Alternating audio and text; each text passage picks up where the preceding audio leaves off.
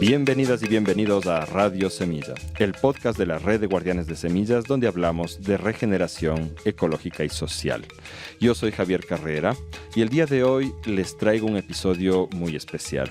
Lo hemos hecho a petición de Moyeney Valdés, a quien ya habíamos grabado a finales del año pasado. Y en esta ocasión hemos grabado este episodio más corto que los que acostumbramos para discutir un tema que a ella le preocupa mucho, respecto al uso de las plantas mágicas psicotrópicas y la forma en que el capitalismo se está apropiando de ellas. Como siempre, las opiniones vertidas en el programa pertenecen a quienes las están expresando, y especialmente en este episodio es más una conversación que una entrevista, y lo que queremos es provocar que esto se discuta, que lo conversen en sus círculos, que avancen sus propias conclusiones en base a opiniones más informadas. Moyeney ha trabajado por muchos años en este ámbito y ha tenido bastante contacto con las comunidades indígenas y campesinas de donde se originó todo este conocimiento. Espero que lo disfruten como siempre y les esperamos en el próximo episodio de Radio Semilla.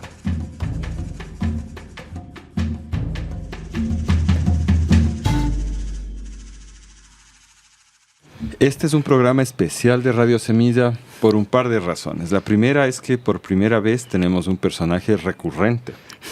Sí, es la primera vez. Moyeney Valdés nos acompaña de nuevo.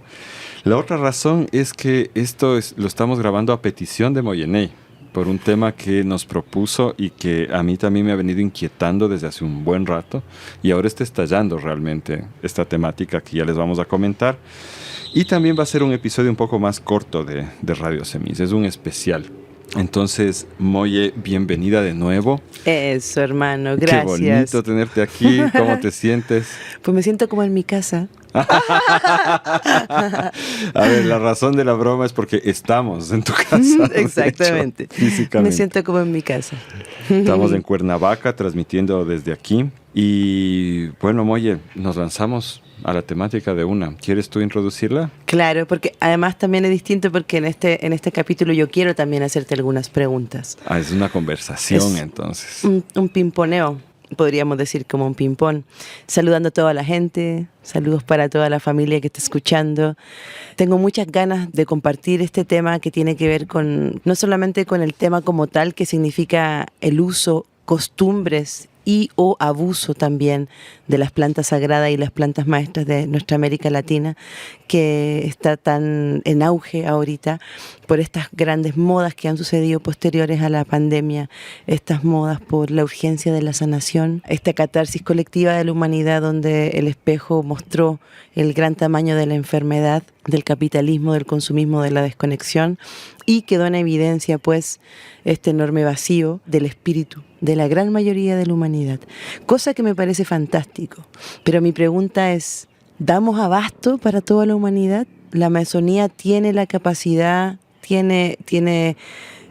existen hoy en día o pudiesen existir los mecanismos, las formas, las estructuras que puedan proteger comercialmente a estos que ahora, dadas las circunstancias históricas, pasan a ser grandes productores de los brebajes sagrados? Otras preguntas que me hago es, ¿qué tipo de defensas pudiésemos hacer los transeúntes, las personas de a pie, los hijos de la tierra, con respecto a todo lo que significa el territorio como tal, la defensa de la cultura como tal? ¿Qué resguardo podríamos nosotros ayudar a gestar desde un lugar ciudadano, desde un lugar mestizo, para, por ejemplo, que se salvaguarden las recetas ancestrales?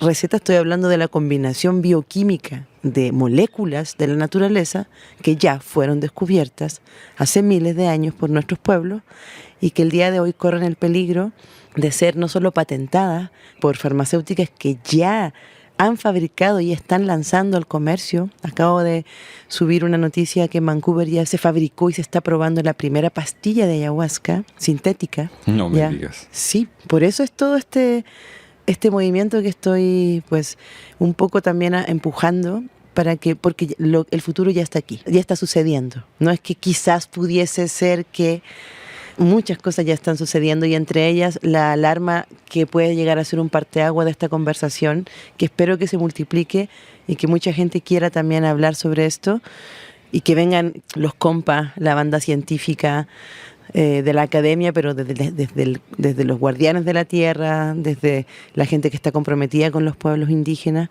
que vengan a darnos respuesta y que podamos quizás crear estas nuevas culturas de paz, donde estas plantas son patrimonio de toda la humanidad, pero que tienen guardianes con nombres y apellidos. Entonces, de ahí va nuestra conversación de hoy, en Radio Semilla. Sí, es un tema candente realmente. Yo quisiera, para dar contexto, preguntarte primero para nuestra audiencia. Tú eres sanadora, de hecho. Trabajas haciendo sanación. Yo trabajo con las plantas medicinales, pero principalmente trabajo con la voz. Yo elegí el camino de la voz porque justamente consideré que trabajar apoyado de una planta había una línea muy delgada entre el extractivismo y tu camino de vida. Y yo ahí todavía no, como soy una mujer joven, tengo recién 45 años, no puedo todavía comprender de lo que se trata todo el universo, de solamente sostenerte toda tu vida por una planta. Entonces sí, yo trabajo con plantas, ese es mi camino hace muchos años, hace 26 años que trabajo con plantas sagradas, plantas maestras, pero mi trabajo de sanación está profundamente enfocado con la voz, que es algo que todos tienen, que no hay que sacar de ninguna parte, no hay que desenterrar, ni producir, ni crear un comercio, ni, ¿entiendes? Entonces, cuando Gran Espíritu me dio a elegir cuál iba a ser mi medicina, yo elegí la voz. Y por supuesto que esto se trabaja en algunas ocasiones con plantas sagradas, porque es parte de la tecnología de esto. Pero básicamente yo lo hago a través de la voz. Ese es mi campo. Bueno, ese es el contexto en el que estamos. Tu experiencia personal y este tema que tú nos planteas ahora, estamos viendo signos por todo lado. Yo lo de la pastilla de ayahuasca no lo sabía.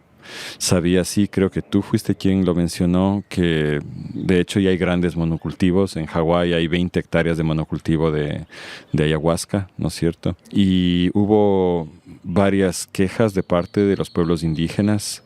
Tú me mencionaste una de Colombia. Yo conocí ahí a otra de los cofanes del Ecuador que hicieron un llamado, ¿no?, mundial a cómo se está comercializando, utilizando, creando este turismo de la ayahuasca. Y creo que nos vamos a centrar bastante en ayahuasca, pero esto se aplica en realidad a todas las plantas sagradas. Tomando, por ejemplo, algo que todos conocemos, el ejemplo de la mamita coca, la hoja de coca que siempre fue un sacramento milenario y que el día de hoy, pocos años después, es una planta prohibida, es un delito portarla incluso siendo hoja. Ya en México la legislación no te permite ni siquiera pichar. En este país no puedes pichar coca. Pichar es mascar la coca, ¿no?, que es la forma tradicional de consumo. Entonces, una planta sagrada, un sacramento sagrado, un uso y costumbre, además que tiene que ver no solamente con la alimentación, la nutrición del pueblo, sino que con la cosmogonía y todo lo que es el tema espiritual, que supuestamente en todas nuestras constituciones el tema espiritual está sumamente protegido, la libertad de culto. Pero hay estas áreas grises donde justamente no se reconocen a los pueblos originarios ciertas prácticas.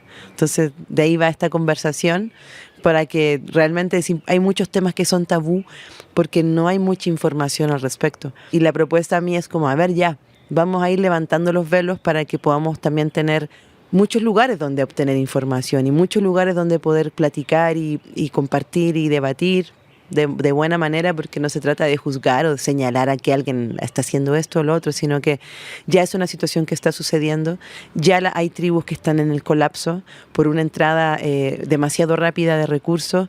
Por otro lado, la internet de hace 5 años no estaba todavía en las aldeas amazónicas, por ejemplo, en la localidad de Acre. Instrumentos musicales como la guitarra hace 10 años no existían dentro de las comunidades. Entonces, sí es especial este tiempo, sí es importante este tiempo, porque están sucediendo cruces ya culturales que están cambiando la forma de vida de nuestros hermanos mayores de la selva, a nivel cultural, a nivel alimenticio, a nivel económico, que son las 3 partes como fundamentales donde una sociedad se sostiene, evoluciona o involuciona. Entonces, por ahí creo que es importante tener este tipo de conversaciones ya desde la parte espiritual, desde la ciencia, desde el activismo, así, pegar un vistacito de qué está pasando. Así es, y esto está ligado, como tú bien dices, a temas de extractivismo. Yo el año pasado ayudé a editar un informe sobre el tema de la extracción de madera de balsa en el Ecuador, que es una madera que se usa hoy en día para hacer las aspas de los molinos de energía eólica. Entonces se abrió un mercado gigantesco y durante varios años estuvieron sacando cualquier cantidad de madera y claro, hicieron vías de ingreso hacia las comunidades indígenas amazónicas. Les pagaban casi nada realmente. A mí me parece es una fracción del comercio de la balsa que daba en manos de los indígenas que extraían los troncos. Pero a través de estas vías entraron con preocupación de los mayores, sobre todo las mujeres, de las mamás, el alcohol, que es un mecanismo ya de mucho tiempo de infiltración, pero sobre todo también las drogas duras. Y en la juventud amazónica en Ecuador ya hay un problema grave de ingreso de drogas duras, ¿no? Como pasta base, cocaína, claro, crack. El bazuco es un tema, ¿no? ¿Qué Heroína. El bazuco es la base, cuando fumas la base. La pasta ¿no? base. Ajá, es el bazuco. Entonces ahí las comunidades están tratando de organizarse para hacer una resistencia social frente a esto, ¿no? Entonces teníamos esta dicotomía de esta admiración cuasi folclórica que hacemos a los pueblos amazónicos por el uso de sus plantas sagradas, sobre todo el yagué, ayahuasca o natem, ¿no? Y por otro lado lo que está sucediendo en realidad, que esa juventud se está virando hacia el bazuco, la heroína, la cocaína, ¿no es cierto? Es un tema horrendo y el extractivismo está detrás de eso, sí. Entonces las plantas sagradas no es que están siendo utilizadas en el contexto en que deberían, que es un contexto auténtico de sanación, sino que están sufriendo un proceso de extractivismo. De eso es lo que estamos hablando, es ¿verdad? Que viene también de la mano con una perspectiva desde toda el área de la academia etnobotánica occidental, donde se comienza la investigación de todo el mundo etnobotánico amazónico a partir del gran apoyo económico que dieron las empresas del caucho para hacer los grandes mapeos de los bosques y árboles de caucho, que en el momento específico, en esa época, era un gran motor económico. Y la materia prima estaba ahí, en el Amazonas. Entonces entran algunos científicos a la Amazonía, medios camuflados con, bueno, no puedo poner las manos al fuego, no puedo decir que era gente mala, etcétera, pero sí, porque es muy interesante que a partir de esos viajes, donde ellos fueron a hacer los mapeos de los árboles de caucho, pues empiezan a ver las primeras investigaciones sobre el uso del yopo y la ayahuasca, la hoja de coca, y todos los rituales que tienen que ver con los usos del rapé, del cambó. Entonces, esto comienza a mezclarse entre una cosa comercial, entre una misión de marcación, donde había que marcar una ruta para el comercio, para la extracción, como lo dices tú también, como lo de los balsas. Entonces, cuando entran estos científicos a mapear los árboles de caucho, les comparten los indios la ayahuasca y les comparten el yopo. Y empiezan a despertarse otros intereses del mundo científico en la parte etnobotánica del Amazonas. Pero entonces viene toda esta información cargada con este registro racista, donde vamos a ir a ver estos salvajes y vamos a ir a ver qué toman estos brebajes de los salvajes. De hecho, está escrito con la palabra salvajes en muchos de sus libros. Y resulta que hoy en día, 100 años después, esos salvajes son los que tienen la llave y la receta maestra para la curación de esta humanidad enferma, producto del capitalismo y la separación espiritual y la separación con la tierra. Entonces es muy interesante la historia, es casi heroica, así es como es como una fábula quizás, porque realmente pues aquellos salvajes que estaban deambulando desnudos por el Amazonas, resulta que el día de hoy son los que tienen las grandes llaves para curar las enfermedades modernas y para por fin poder conectar con Dios aquí en la tierra. Entonces, ¿cómo hacemos para que esta urgencia de sanación de la humanidad, para que este extractivismo cultural que ya tenemos dentro del ADN, cómo hacemos para que esas dos cosas juntas, porque esta gran demanda de sanación implica que por todos los medios necesarios, como dice el capitalismo, vamos por toda la ganancia? ¿Qué podemos hacer para poder proteger esto? Yo ahí, en lo que te escucho, capto que hay dos energías que en el fondo son opuestas y eso quizás es lo que cuesta a mucha gente darse cuenta. Por un lado, hay esta auténtica y positiva necesidad de sanar. Y por otro lado está el capitalismo, la idea de que si es que hay la posibilidad, si es que hay una necesidad en la población, esta tiene que ser respondida con medios capitalistas, es decir, es una oportunidad de mercado, pero no se piensa como un mercado que vuelva asequible a la población lo que la población necesita y al mismo tiempo sostenga económicamente a quienes son los detentores del conocimiento y los productores realmente iniciales, sino que la expectativa está en quién se agarra primero el mayor trozo posible del pastel y lucra con él.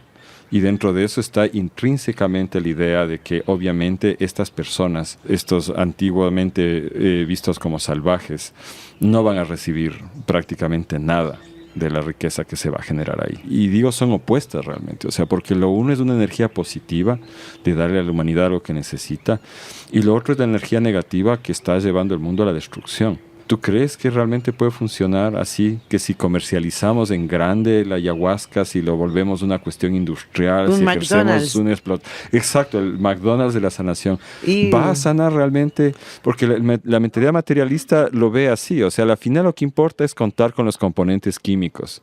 Igual que el psiquiatra te receta la pastilla, pues ahora te recetará la de ayahuasca y con eso ya debe estar solucionado. ¿Sanará realmente eso? No lo creo, porque no hay espíritu. Y lo que sucede aquí es que, pues así como existen como en los laboratorios estos grandes Louis Pasteur, toda esta gente, Marie Curie, no sé qué, estuvieron años buscando fórmulas específicas para cierto tipo de combinaciones de química que crearan ciertos resultados. Todo eso, lo mismo en la selva. Lo mismo en la selva. Ya una respuesta, ya hay una información, hay una receta. Y esa receta es la receta que ahorita todos quieren comprar, que tiene la máxima demanda. Ya no es el reggaetón, ya no es el azúcar, güey. Ya no es el cigarro tanto. Ahora es la sagrada medicina de la tierra, que está trending, que está top one. Eso es lo interesante, que algo tan oculto, algo tan tabú, algo tan bien guardado, ahora es trending topic. Eso, entre que me da risa, me sorprende cabrón de lo surreal, y entre que me da miedo y tristeza y me dan ganas de llorar porque pienso que está en peligro. Entonces mi pregunta es como siempre, ¿qué podemos hacer para poder ayudar a que esto no se degrade tan rápido? Por lo menos que podamos resguardar ciertos ápices de las culturas, que el dinero que se está moviendo en todo este mercado, en toda esta energía, pueda llegar a las casas de los indígenas que lo están cocinando, que lo están produciendo, que lo están sembrando, que lo están cosechando. Y que no suceda lo mismo de siempre, de que el que construye tu casa, el obrero que finalmente construye tu casa, es el que menos gana. Uh-huh. Y se lo lleva finalmente todo el dinero la compañía de construcción y los materiales y los camiones, y la persona que construyó con sus manos tu hogar es el que menos ganó. Yo por lo menos no me gustaría ser parte de un movimiento de despertar, comillas, pongo muchas comillas, despertar de la conciencia, donde no somos capaces de pensar ¿qué tuvo que suceder para que esa copa de ayahuasca llegue a tu boca ese día? ¿Qué tuvo que suceder para que esa guachuma llegara a Noruega, cabrón? ¿Qué tuvo que suceder para que ese peyote llegara a Sudamérica? Entonces yo quiero ser parte de un movimiento de conciencia que respete el comercio justo, que sepa de dónde se obtienen los materiales para hacer ese brebaje que te estás tomando, que sepa quién lo preparó. Ese para mí es el ideal. Después de muchos años la comida viene con esto vegan, gluten free y así. Y creo que por ahí quizás después de esas experiencias podríamos pensar en que sí es importante saber qué estás metiendo dentro de tu cuerpo. Me surgen varias reflexiones de ahí. La una es que si es que esto se hace así de esta manera de explotación extractivista, no va a sanar realmente a nadie, porque nuestra enfermedad deriva del conjunto de cosas que hemos hecho en esta sociedad. La forma en que vivimos, los aparatos que nos rodean todo el tiempo, esta dedicación al trabajo con el único objetivo de hacer dinero en vez de crear bienestar, ¿no es cierto? Lo que le estamos haciendo al planeta. Entonces, yo pienso que sanar implica, y eso es lo que le pasa a mucha gente que toma plantas sagradas, que deja los caminos de destrucción que estaban siguiendo. Exacto. Para convertirse en regeneradores de la tierra. Y en ese sentido, claro, eso sí es una sanación. Pero cuando hablamos de convertir a la ayahuasca en una pastilla, a lo que a mí me viene es que este es otro parche.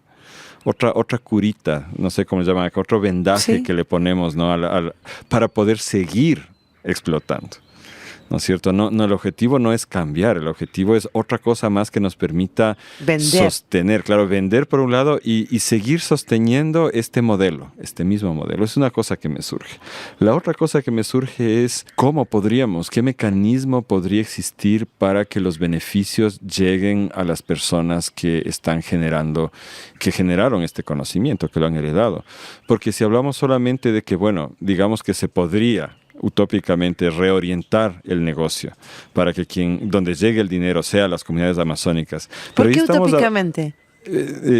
Porque como está construido en realidad, los capitalistas, los dueños de grandes cantidades de dinero que tienen en reserva para invertir, son quienes van a dominar ese mercado. Exacto, ¿no? Ahí quería llegar. Exacto, pero también a mí me surge la duda de, ¿y si no fuera así? Si es que de alguna manera mágica pudiéramos hacer que no sean ellos quienes reciban las bolsas de dólares y que esas bolsas de dólares lleguen a las comunidades perdidas de la Amazonía, ¿sería bueno eso? También me lo pregunto.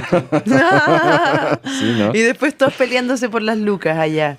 Claro, ¿y qué van a hacer con ellas, no? Ponerse una pista de avioneta, traer el discomóvil, traer más drogas duras, meter la carretera, porque también tendemos a idealizar. Sí. Y yo que he trabajado y convivido con comunidades amazónicas, sé que al igual que en cualquier otro lugar, son seres humanos. Por supuesto. Igual que nosotros. Por supuesto. Y para mí, en cada grupo humano siempre hay gente idealista que quiere lo mejor para la gran comunidad, no solo para la comunidad humana, sino para la selva, ¿no es cierto? Para todos, para que todos estemos bien. Pero también hay siempre su porcentaje de canallas. Por supuesto. Y gente que está dispuesta a vender a la abuelita si es necesario con tal de conseguir un par de pesos más, ¿no es cierto? Entonces, botar carretillas de dinero en una situación así, yo me temo que generaría conflicto también. Estoy súper de acuerdo. Ya lo hemos visto. Activistas, yo soy activista, hemos trabajado con casi todas las comunidades de América Latina y cuando ha habido dinero de por medio, hay pedos, hay problemas. Sobre todo si estamos pensando en comunidades que durante los últimos cientos de años no han tenido mucha interacción con el dinero, que se han manejado por trueque, que se han manejado por otras estructuras económicas que por reciprocidad, donde no ha existido el dinero. Es impresionante estar en ese tipo de comunidades porque a la primera impresión parece como que fueran pobres.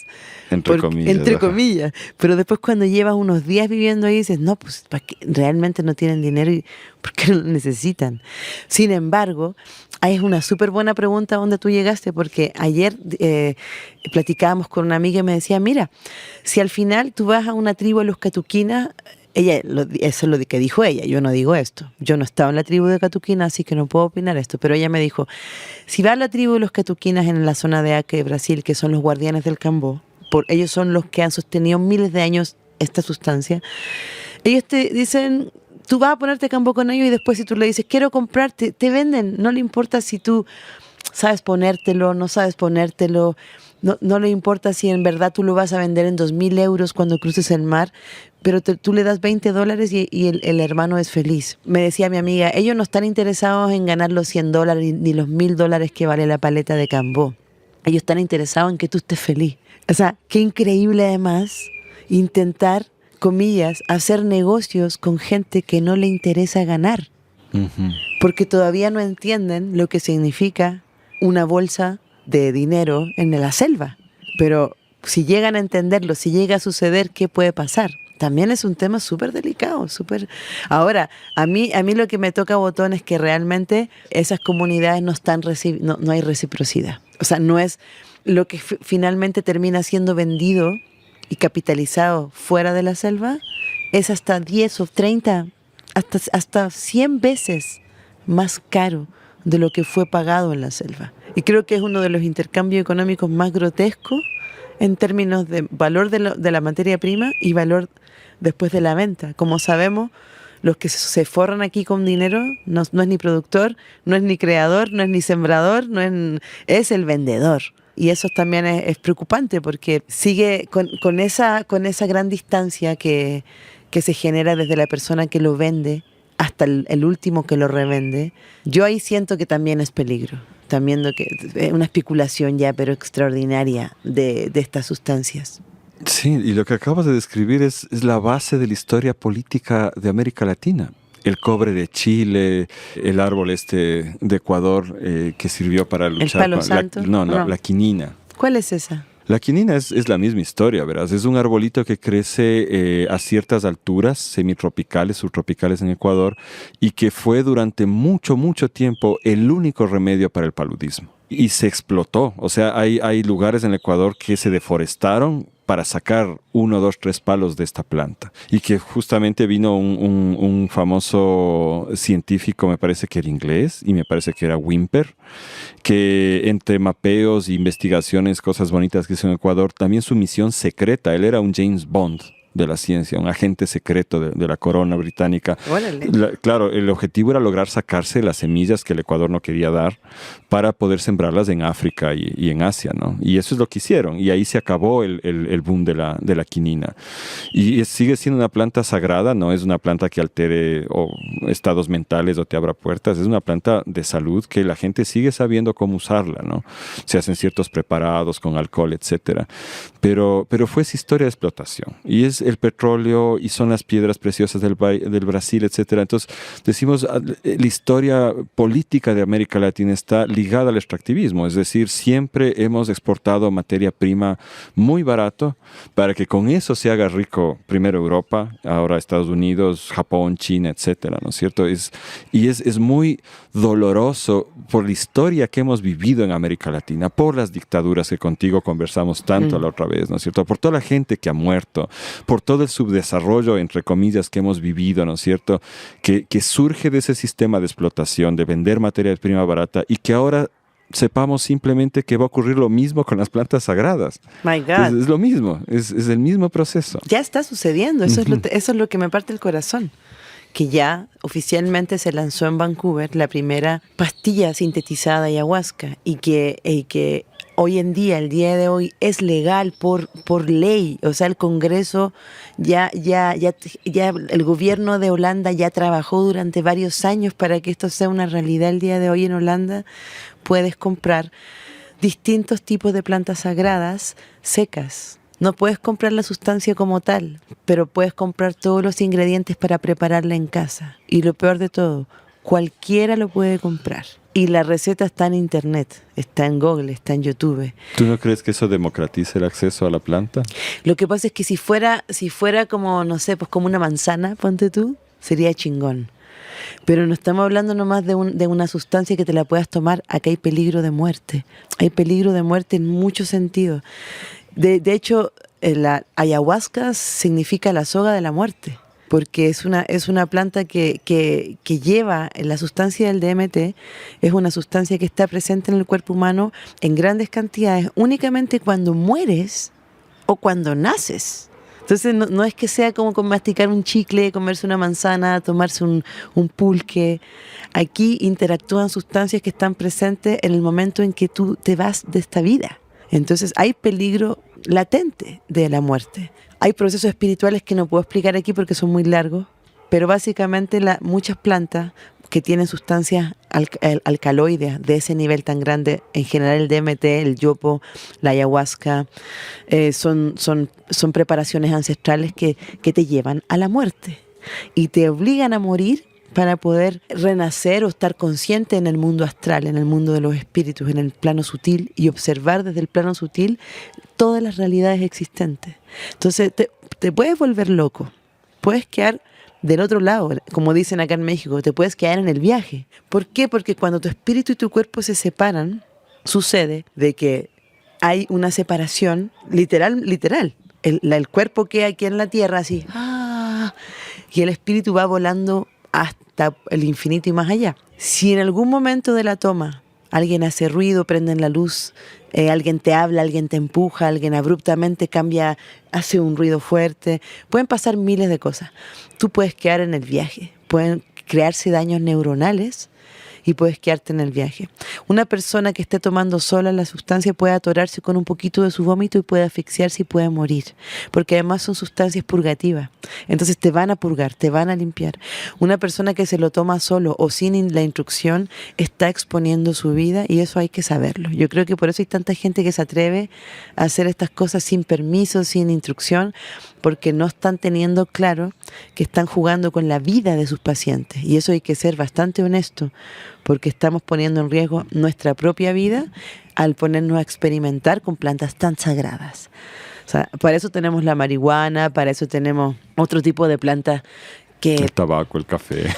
Claro, que pueden servirnos para experimentar con nosotros. El mismo LSD, el LSD yo creo que es una sustancia que está hecha también para poder experimentar contigo mismo, porque te permite tanto estar un poco en la conciencia, pero seguir teniendo cuerpo.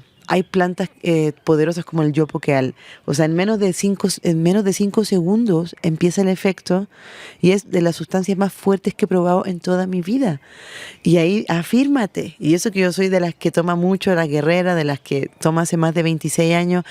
Y con esas plantas, afírmate. Entonces, democratizarla, ¿en qué sentido?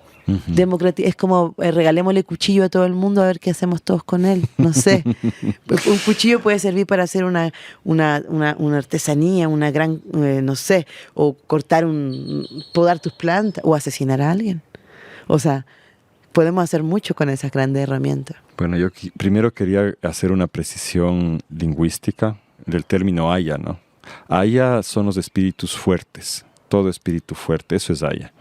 Y durante la invasión del cristianismo, los curas lo identificaron con las fuerzas demoníacas. Entonces, para la gente muy creyente, sigue significando diablo. Aya es el diablo. No. Sí, así es. Bueno, allá en Ecuador, ¿no? En general, ¿Esa es la palabra está en quechua? Ajá, exacto. ¿Ayahuasca es una palabra quechua? Sí. Huasca es liana. Puede ser también como soga. Ajá, es la liana de los espíritus, sí. Pero no cualquier cosa es Aya. Y a esto quiero contar una anécdota para explicar a lo que realmente quería ir me suena lo que tú dijiste. Recuerdo un amigo que me contó esta anécdota, que él fue a visitar a un yachaj, a un curador con plantas en la zona norte del Ecuador, en Otavalo. Y este hombre, que ya era mayor, estaba enseñándole, no recuerdo si a su hijo o a su nieto, que también siga la tradición, ¿no? Y en un momento el hombre, el maestro, tratándole a mi amigo, le mandó a su discípulo, al hijo o nieto, vete al jardín y tráeme una haya. Y a mí lo que me fascina de esa anécdota es que el hombre no le dijo qué especie de planta traer, solamente le dijo que sea una planta de espíritu fuerte. Y lo brutal ahí es que ese joven que salió hace rato seguramente ya estaba en entrenamiento un tiempo. Él tenía la obligación de reconocer cuál haya, cuál hierba, cuál planta fuerte era en ese momento la adecuada para ese paciente que estaba ahí. Y eso es algo que lo reconocemos con un cuerpo que se pensaba vestigial, que está al fondo de nuestra nariz, que lo tienen mucho los animales y que se pensaba perdida en el ser humano, que es lo que nos permite captar las feromonas. Uh-huh. Porque además no toda, o sea, tú puedes tener 5 manzanillas ahí y sin embargo una de ellas tiene en este momento la medicina que tú necesitas. Y la única forma de investigar, de identificar eso, es con la experiencia del trabajo continuo con las plantas para que se desarrolle este sentido, porque la feromona son partículas tan pequeñas en el aire que no las hueles, uh-huh. Pero claro, las captas. Claro, las sientes, pero no sabes que las estás sintiendo. Claro, o sea, no tienen sabor, pero están ahí. Es lo que hace que tú ves un chico, una chica a lo lejos, y decimos, tiene buen lejos. Se ve bien de lejos, pero te acercas y uy, no te gustó. Y es porque ya estuviste a la distancia para captar sus feromonas y a través de las feromonas los seres humanos somos capaces de leer la composición genética de las otras personas. Imagínate lo refinado que es. Y ahí sabes si es un ADN compatible con el tuyo o no. Y puede haber alguien que te guste muchísimo de lejos, pero te acercas y ya no quieres saber nada. Entonces, esto pasa con las plantas. Y a lo que yo iba con todo esto es al hecho de que, en mi modo de ver, el peyote, la ayahuasca, la datura, ¿no? el guantu que decimos nosotros, son una parte de la fórmula que te va a sanar. La otra parte es el maestro que guía. La persona que ha vivido con la planta, que conoce el viaje, tiene que haber, y ese es el sentido más básico de la palabra chamán, ¿no? Es la persona que ya hizo ese viaje, ya lo hizo muchas veces, y por eso es capaz de guiarte, para que puedas ir a donde debes ir y regresar, ¿no es cierto? Entonces ahí me parece a mí que yo mismo me respondo eso, ¿no? Yo no creo que sea democratizar, porque igual nos pasa con las semillas. La semilla, decimos siempre nosotros, es información. 50% es información genética que está en la planta, el otro 50% es información cultural, que no está genéticamente dentro de la planta. Lo mismo pasa con la medicina. Toda esa información, no toda está dentro de la planta. La otra parte es una información experiencial y cultural que está en la persona que guía. Para mí, honestamente, consumir plantas sagradas, incluyendo los hongos, sin la guianza de una persona que conozca el camino, no tiene sentido. Y nos lleva a la sanación y tiene este riesgo que tú estás diciendo. Así lo veo yo. Y también sucede, ya que tocas el tema de quién te da la medicina, pues es por ahí llegó toda esta información a mí, viajando por el mundo. Yo soy una persona que viaja muchísimo, tengo la gran fortuna de en el año tomar unos, 30 aviones, distintos países. Voy mucho al norte global. Se me requiere mucho en ese territorio. No sé por qué, pero así está sucediendo y pues yo voy donde me lleva el gran espíritu. Entonces me ha tocado ser testigo de cosas muy interesantes, que son estas nuevas prácticas que se le están dando a estas tradiciones súper antiguas, y que ahí, en base al reclamo que hicieron la comunidad Cofán en Colombia, hace ya como 3 años atrás, que dijeron: espérense, güey, si esto tiene una forma, esto tiene una tradición, esto tiene un diseño. Primero hay una receta, que es A más B más C más da como resultado el brebaje en su porcentaje de esto, en su porcentaje del otro. Ya, esa es una receta. Esa es la receta. Cuando tú quieres cocinar algo que quieres que te quede bien, tú pides la receta. Y la receta dice el detalle de la preparación. Y eso tiene un derecho de autor, que eventualmente, cuando esto se empieza a comercializar a nivel masivo, ese derecho de autor, ¿sobre quién va a recaer? ¿Quién va a ser quién va a tener ese derecho para sí? Esa es una pregunta.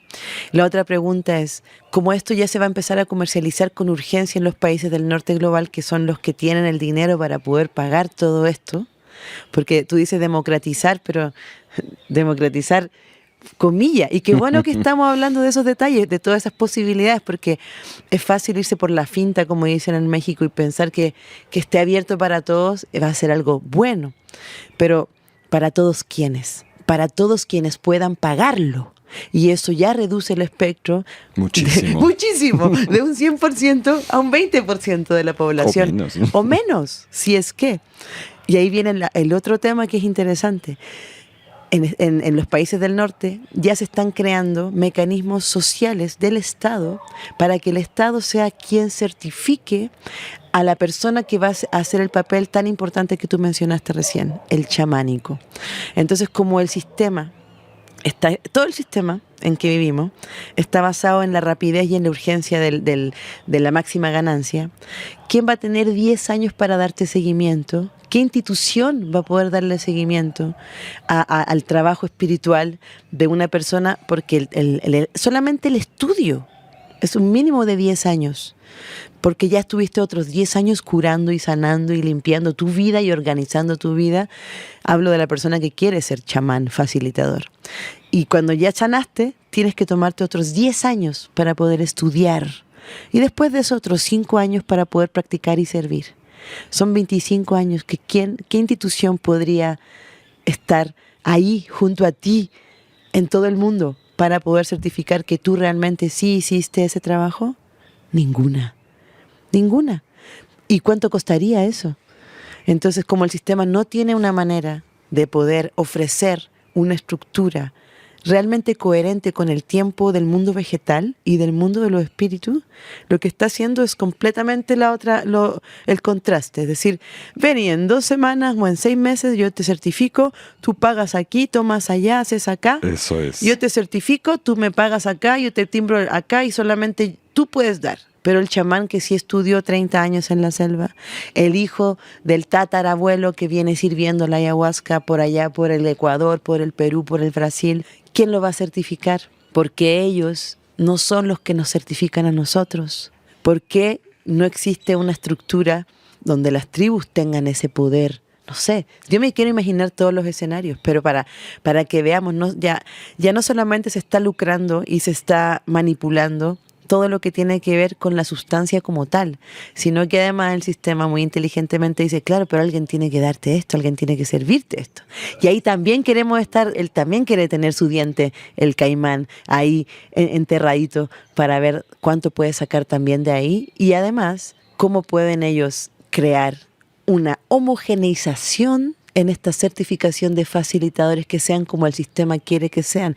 Entonces eso quiere decir que inmediatamente la tradición, la cultura, la forma, el diseño pasa al olvido, se va a la mierda. ¿Por qué? Porque lo oficial ahorita será lo que el gobierno diga, que es la certificación con un psiquiatra, en una clínica, etcétera, etcétera, etcétera. ¿Qué piensa usted de eso, hermanito?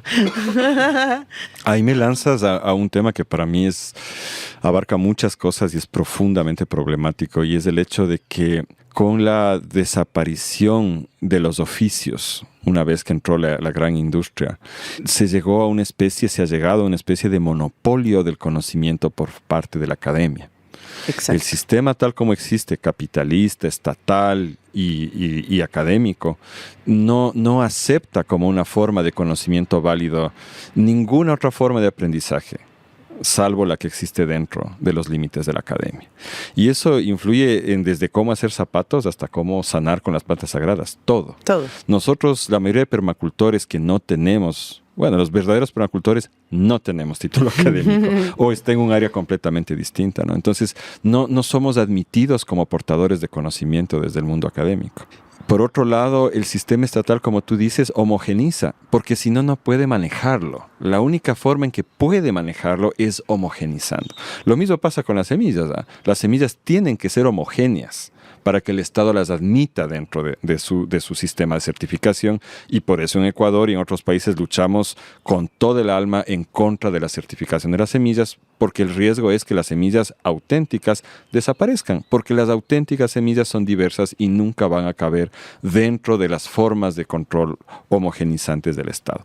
Entonces eso mismo es lo que va a pasar, y es tal como tú lo dices, el momento en que ya esto sea certificado, seguramente psiquiatras van a ser quienes tengan el derecho de recetar, y algún momento a mí no me parece difícil que al menos en algunos países se persiga a los yachaks, a los amautas, a los chamanes. Hermano, eso está sucediendo aquí y ahora. En México, que es la puerta de entrada, la puerta de salida de Sudamérica al mundo, de aquí pasan a Estados Unidos, norte global, ajá, y el norte global también, porque de aquí salen los vuelos directos a Europa, ajá, más baratos que en cualquier parte de América Latina. Ya hay taitas encarcelados de las etnias peruanas, de las etnias catuquinas de Brasil y taitas colombianos. Aquí en México. Aquí en México. Con más de 16 años de prisión, castigos que son ejemplares para que nadie más vaya haciendo lo mismo, y ya están encarcelados. Los taitas ya están perseguidos. Ya hay una persecución a los taitas, a los verdaderos curanderos. Ya está sucediendo, ya existe. Hay una lucha muy grande por sacar de la cárcel a varias personas indígenas que no son mexicanos, que están en la cárcel por haberles encontrado ayahuasca en las maletas. Y eso es una realidad. Hay muchos casos que están ya sucediendo en México, hermano. Por eso es que yo traigo la bandera roja. Alerta, alerta. Y no vamos a decir ahí una cosa que es, vamos a echarle ají a la herida. Mientras tanto, el gobierno se acuesta con los carteles de la droga. Ajá. En todos nuestros países. Ajá. Y persiguen a los pequeños así. Y lo interesante es que, ¿por qué están perseguidos los taitas si es parte de sus usos y costumbres? ¿Y por qué no está perseguido el mercado negro?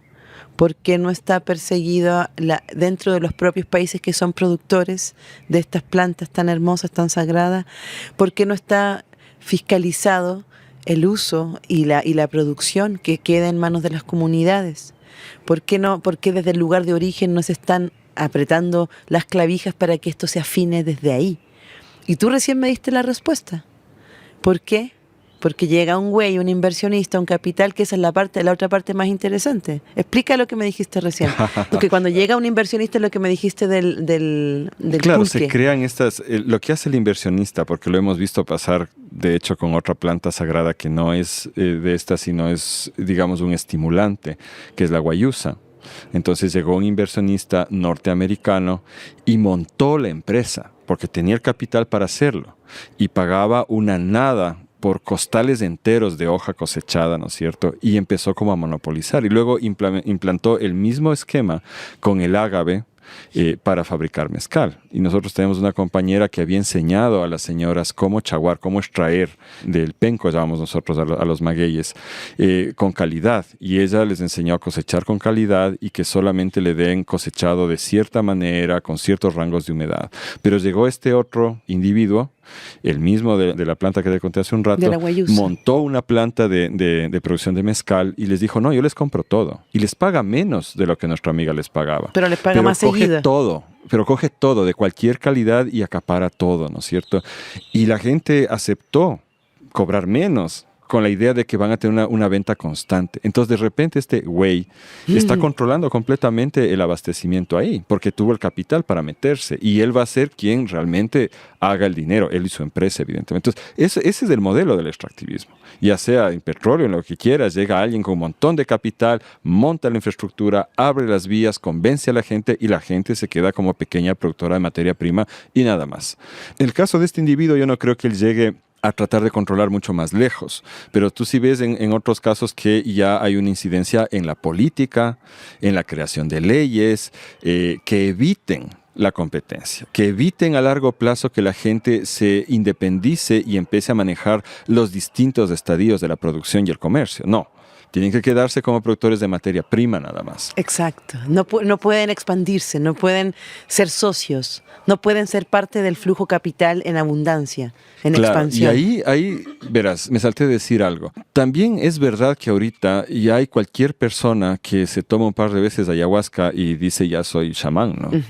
No sé cómo le hagan, dónde aprendan, lo que sea. A mí me gusta llamarles chamanes Coca-Cola. Y porque es así, no hay una coherencia entre el discurso y la vida que realmente llevan. Y pueden ser indígenas también, lo he visto. Y en otros casos no lo son mestizos o son... Todo, crossover. O son blancos, sí. Y la cuestión es que, claro, y eso también ya van quedando pocos de los verdaderos maestros sanadores. Van quedando pocos porque va llenándose de estas personas que no han hecho el estudio, el aprendizaje correcto, pero que ya abren. Y se les muere la gente. Sí. Eso es real, se les muere la gente. Ya. Entonces sí se necesita algún nivel de control. Y hubo una propuesta de parte de un grupo, uno de los aliados de la red en la Amazonía, que estamos como pensando con ellos la manera de crear una certificación participativa. Y lo que ellos decían es que sean las comunidades quienes certifiquen. Ajo. Que ya es un gran paso adelante. Pero que también me deja la preocupación de que esto nunca lo han hecho las comunidades realmente. O sea, como les vamos a imponer una estructura que no existe. Claro, es que no. ¿Cómo una comunidad puede definirlo? En realidad, quienes deberían hacerlo son los maestros. Por eso es que estas estructuras que no eran perfectas, gremiales, existieron en Europa hasta la era industrial, donde se esperaba que los mismos maestros sean los que digan si un discípulo está ya a nivel de maestro o no, porque solo ellos lo pueden saber. Es el seguimiento que te digo. ¿Quién va a dar seguimiento a 20 años de la vida de un individuo? Pero aquí hay una opción. O sea, por ejemplo, los cofanes están organizados en asociación, tú me decías en Colombia, ¿no es cierto? A ellos les corresponde. En Perú también. Sí, y en Ecuador pero, también. Pero, por ejemplo, hay los grupos indígenas que están en la selva, que para mí son los que están más vulnerables. ¿Por qué? Porque todavía como te dije, hace 10 años no existían las guitarras. Hace 10 años no existían los celulares, mucho menos la electricidad ni la internet. Ahorita, si tú vas a una tribu en una época donde no hay lluvia, que es la época de los festivales, vas a ver a todos los blancos visitantes vestidos de indios y a todos los indios vestidos de occidental, con sus playeras Adidas, sus tenis. Y eso es increíble porque es un intercambio demasiado rápido frente a ellos que no sabían qué era todo esto. O sea, imagínate que ellos no sabían hace poquito lo que era un celular, ni de lo que se trata todo lo que pasa dentro de un celular o con qué. Entonces sin duda ya estamos en el rush del movimiento, de lo que está sucediendo.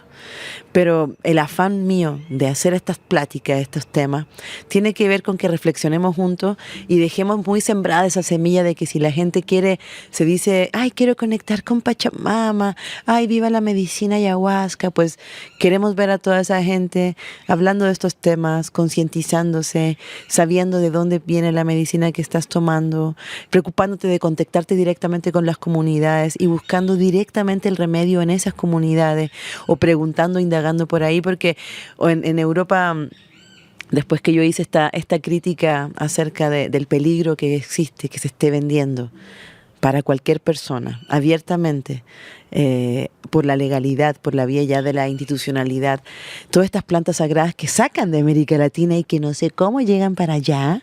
Eso me preocupa muchísimo porque además, y con esto dejar una pregunta, porque lo acabas de mencionar, finalmente, ¿quiénes van a quedar con el sartén por el mango del negocio, de la certificación? ¿Quién va a estar en la punta de todo lo relacionado con las plantas sagradas? Pocos. Entre ellos, yo lo que me imagino es lo que tú acabas de mencionar, que es lo que más me da miedo, es que los que sean finalmente después los grandes productores de estas plantas acaben siendo gente que tenía gringos o europeos. Farmacéuticas. Gente con mucha plata que tenía el capital y lo pudo invertir.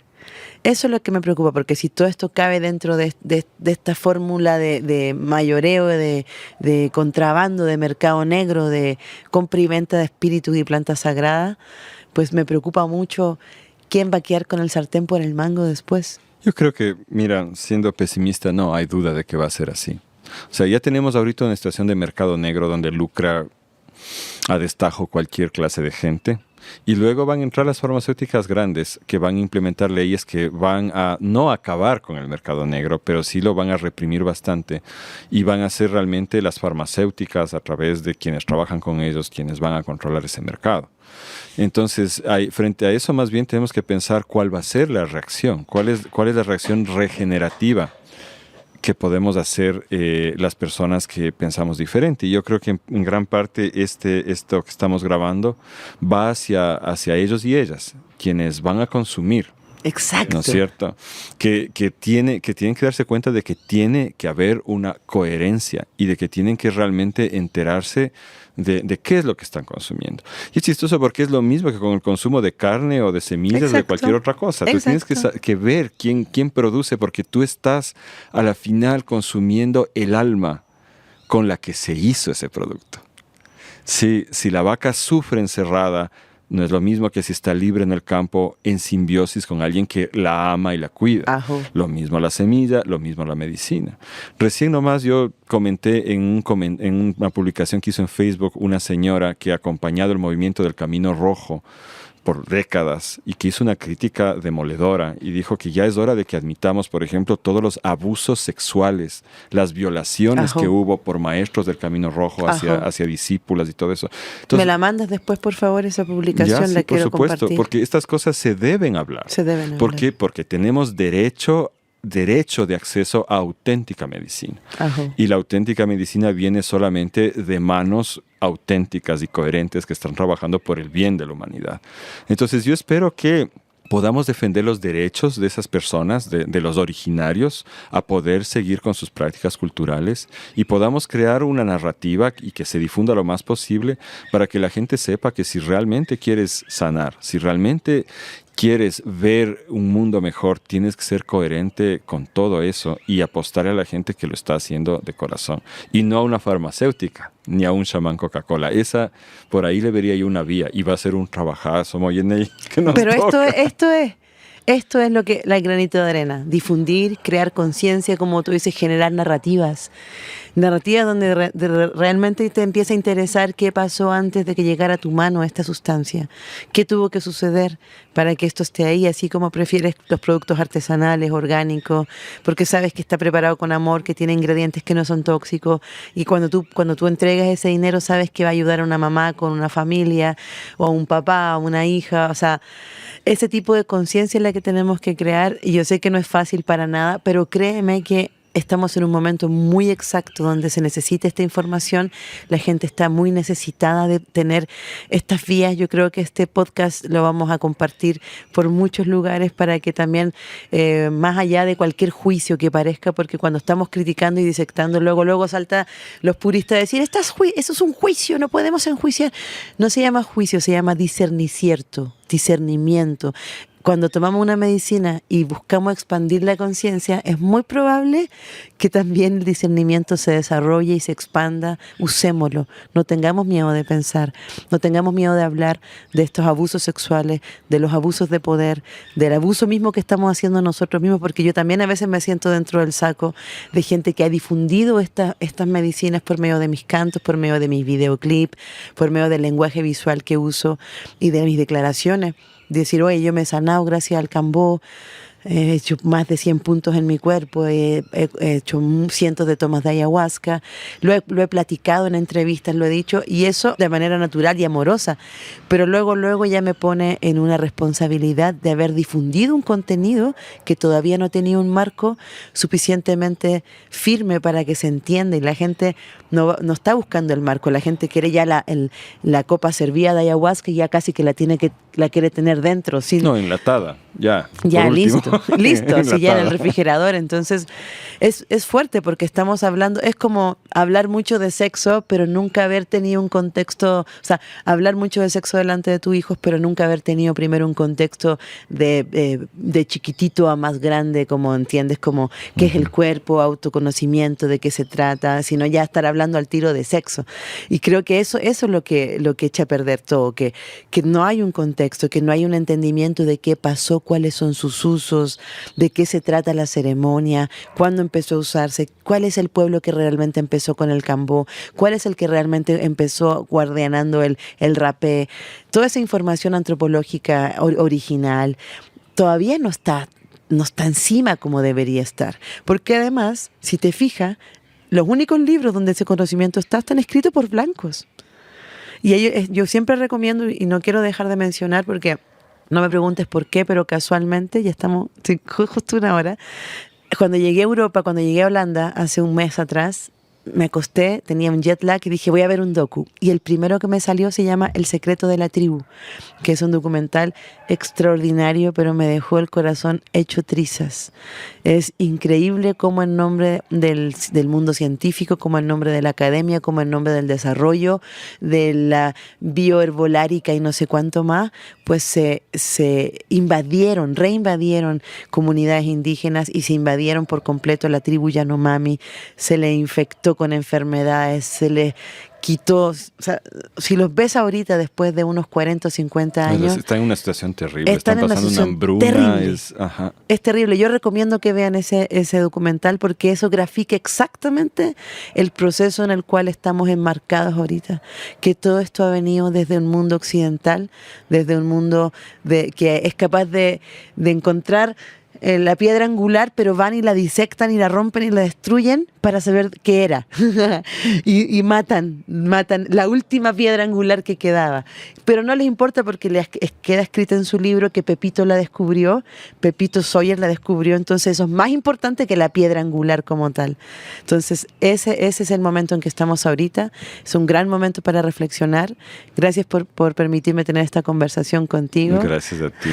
Yo lo que quisiera para cerrar, mi gran recomendación es esta: debemos evolucionar de el derecho simple a consumir hacia el deber de consumir con coherencia. Ajo. Eso es lo que puede realmente cambiar el mundo. Ajo. Me parece súper bien esa idea porque todos dicen, sí, es que todos tienen derecho a sanar y necesitamos derecho a sanar. Y es verdad. Si nadie dice que no tienen derecho, que para unos sí, para unos no. Pero que ese derecho se transforme también en la conciencia de consumir con cuidado, con seriedad, con respeto. Con respeto, estamos hablando del Espíritu de Dios en la tierra. Las grandes plantas maestras están aquí para sanarnos. No se pueden vender como un McDonald's. Así es, Moyenay. Gracias por abrir este espacio y bueno, a difundirlo. Vamos a seguir difundiendo. Bueno, viva Radio Semilla y viva toda la gente que está haciendo cosas bonitas. Así rápido, di lo que hace Radio Semilla para que mi gente que lo va a transmitir cache qué onda. Radio Semilla es un podcast que se distribuye en toda América Latina, donde hablamos con personas que están levantando procesos de regeneración ecológica, cultural, social, para transmitir estas experiencias, darnos esperanza, demostrar que podemos realmente hacer de este un mundo distinto, que no es una utopía el mundo diferente, sino que hay gente que ya está viviendo en ese mundo distinto y que está al alcance de todos y todas. Eso es, síganos en redes sociales y nuestra página web radiosemilla.com. Eso, y también se aceptan donaciones, ¿verdad? Por supuesto, pero más que nada suscríbanse, ayúdenos porque las suscripciones son lo que nos permite mantener esto. O sea que si uno se suscribe todos los meses está apoyando a que se transmita más. Sí, aunque sea con $5 al mes o una donación más grande en el año, lo que prefieran hacer. Pero esto es autónomo, completamente autónomo y es gratuito. Ajá. Eso, bueno, pues en vez de estar suscribiéndonos en puras corporaciones extranjeras que no sabemos para dónde va ese dinero, mejor vamos apoyando proyectos locales que valen la pena y que se están creando contenidos actuales, importantes, que sí sirven y que sí están apoyando a las comunidades para un buen vivir. Pura vida. Esa es, pura vida, Moyenay.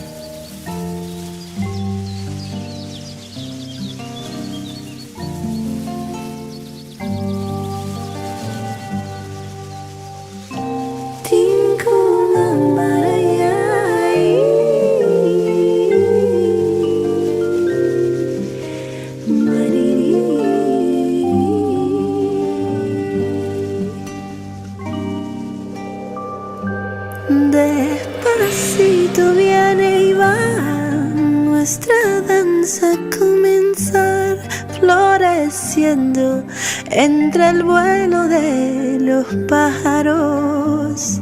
Semillita ya creció con la fuerza de su voz para dar los frutos para sus hermanas. Va cantando el recordar para nunca olvidar el origen de su vida aquí en la tierra. Uno a uno recordar, el silencio abrazar para encontrar la razón del corazón. Unidos para danzar esta noche, a trabajar en la danza de la vida y sus colores. Sirenita viene y va en el agua a bautizar con su magia los espíritus cantores.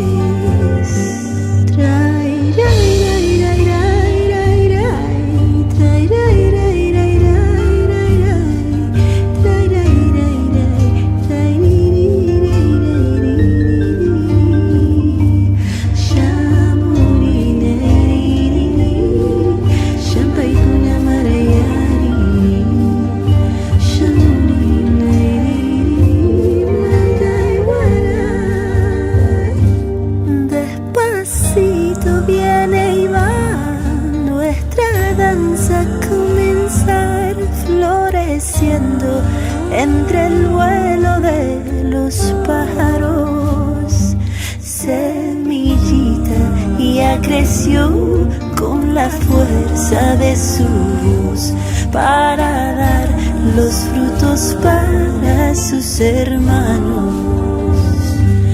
Va danzando el recordar, el camino va a marcar para compartir su danza infinita. Uno a uno recordar, el silencio abrazar para encontrar la razón corazón, unidos para danzar esta noche a trabajar en la danza de la vida y sus colores, los colores a mirar con el ojo del amor, mariposas, colibrí de las naciones, naturalecita llena de colores, naturalecita llena de colores, naturalecita viva llena